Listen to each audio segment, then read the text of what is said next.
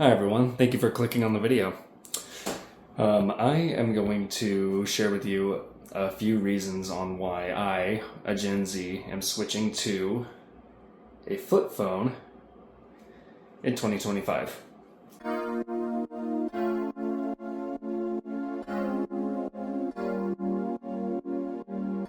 So, like many of you, I have been looking to get more intentional with my technology use and put myself back in control as far as that usage goes. This is what I've been doing so far to help with that goal, in addition to ditching a smartphone. I have been collecting CDs and DVDs over the past few months, as well as been using an iPod, which has helped me build a massive digital library. I probably have, as of right now, maybe 4,200 songs built up digitally, which I'm very proud of. That alone has probably been in the works of maybe 5-6 years, I want to say. So I'd say it's been a pretty decent collection build up. And in addition to that, I have been slowly ditching subscriptions to help save more money in the long run. And mainly because I don't really like what most subscription services are doing, like take Disney Plus, for example. You're gonna see those subscriptions rise more and more and more every single month, regardless of what plan you're on, what you're watching, and how you're watching their service. So services like that is what I've been starting to slowly ditch on to help with that. Now comes the hard part, the smartphone. In this video, I will be going over the reasons why I'm wanting to ditch my smartphone for a Dumbphone and how I'm hoping to achieve a more decluttered and less dopamine filled, or a less dopamine craved mind, if you will. So be sure to hit that like button and subscribe to see more updates on this journey, as well as more topics of intentional technology use. I'll probably post an everyday carry in the near future, more topics on digital minimalism, maybe a little bit of music, and more.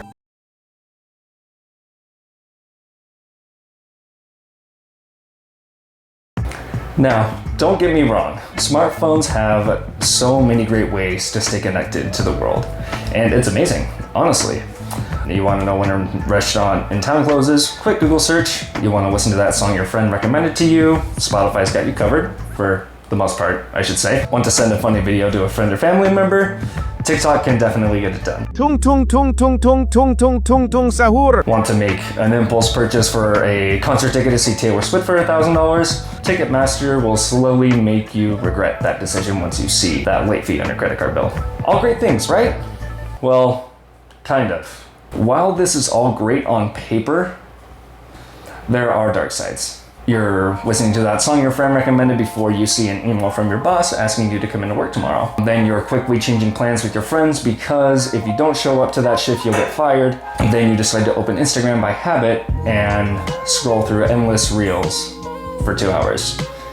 And you don't even remember what that song was, which was the whole reason why you got onto your phone to open Spotify in the first place. And you just unintentionally wasted lots of time staring at that brick. This is only one of those struggles with that constant connection.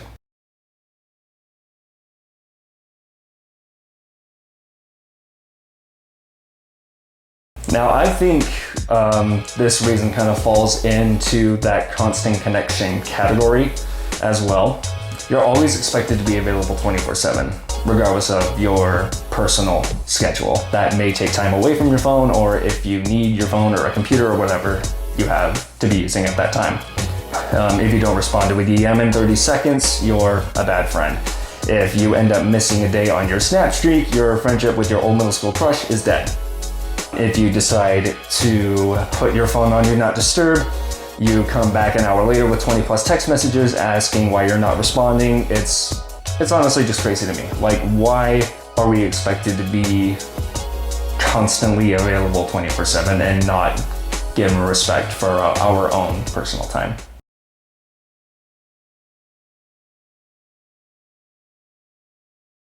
The dopamine is just endless with a smartphone, as well as really any other technology device that you use if you're using it more than you should. I've found myself constantly closing and reopening Instagram just to see that same post I liked 3 seconds ago.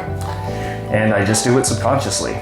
I'm a Gen Z, like I said before, and I also have ADHD. So I'm always trying to find something to occupy my time, whether it's something productive or something that ends up being a big waste of my day, which is what that has been as of late. This is one big reason that I know a lot of you have been wanting to go this route. To kill that dopamine and to get back to retaining knowledge without being so reliant on a smartphone. I would love to know your journey so far, as well as what you've done to help that dopamine crave. So be sure to leave a comment below, as I will be engaging and responding as much as possible.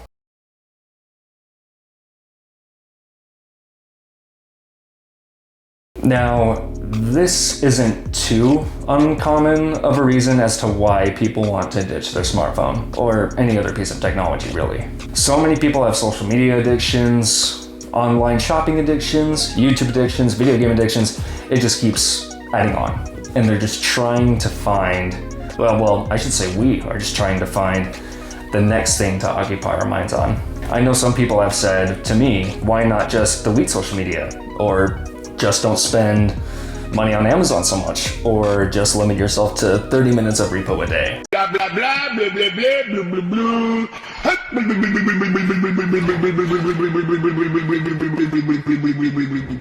Look. You've probably heard a similar message. While these can be helpful steps for some people, not many people like myself have that self-control. Unfortunately. My smartphone is an Android phone. I have been a Samsung user for maybe 2 years, before that a long-time iPhone user. And I have tried many ways to dumb down my smartphone. I've tried launchers, a dumb mode with Samsung routines, which has been helpful, kind of, but not too much. I've tried leaving my phone in another room. I've tried app blockers. The temptations just come back, and I'm back to where I was before, no matter what I try. It's kind of like putting a case of beer in the fridge and telling your brother who's an alcoholic to not drink it. Sometimes you just have to go cold turkey, or take small steps to help get rid of these addictions. What is my personal solution? What will I do to help force myself to find more productive ways to spend my time? I'm sure this is the reason why you've clicked on this video for the most of you, and that reason is a Dumbphone. Particularly this guy. This is the Kyocera Dura XV Extreme Plus from Verizon. It is a typically locked down phone to that carrier, but it can be unlocked. A lot of sellers on eBay, for example, do sell this device unlocked, so it's not too hard to come by, thankfully. It is a phone capable of doing the bare minimum, or adding a little bit of extra work in order to help you get through your day-to-day life, say like adding necessary apps to get you through work, for example. I have a link to a video from Jose Briones giving you a brief overview and a review on this phone. I will leave that in the description below, so please go check it out. So I went for this phone for a few reasons. One is the ruggedness. This phone it honestly has crazy protection for things like water and dust resistance. It's shockproof, and it's honestly very comfortable to hold in the hand, even though it is a little chunky and thick, as you can see. Two, the design. Even though this is a fairly new phone, since it is an Android running phone, it gives off that late, or like I want to say maybe that late 2000s, early mid 2010s flip phone vibe, both in the hardware and the software. So as you can see, like right here, it does kind of look like your typical flip phone from back in the day. And as you can see, I've added a couple extra apps, things like Musical.ly, Audible, and Microsoft Teams. If you want to see a more detailed video on my particular setup, please let me know in the comments, and I'll be sure to post another video on that in the future. Three is the capabilities.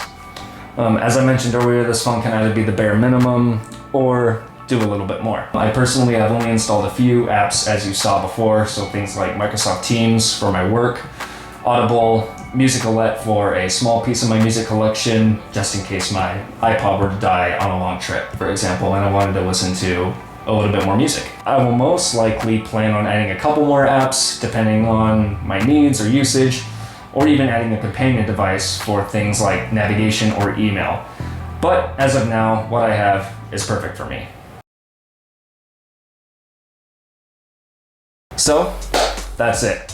I hope this video has given you some idea on what you can do to help declutter digitally, as well as giving you some insight on some issues you may be struggling with personally on your detox or digital minimalism journey. If you are interested in following along this journey with me, please be sure to like, comment, and subscribe since it helps out with the algorithm, as well as exposes my videos to other viewers who may be interested in some videos like this. This is the minimalist who is masked, ending the video because you clearly need a break from YouTube. Thank you so much for watching. I will see you all in the next video.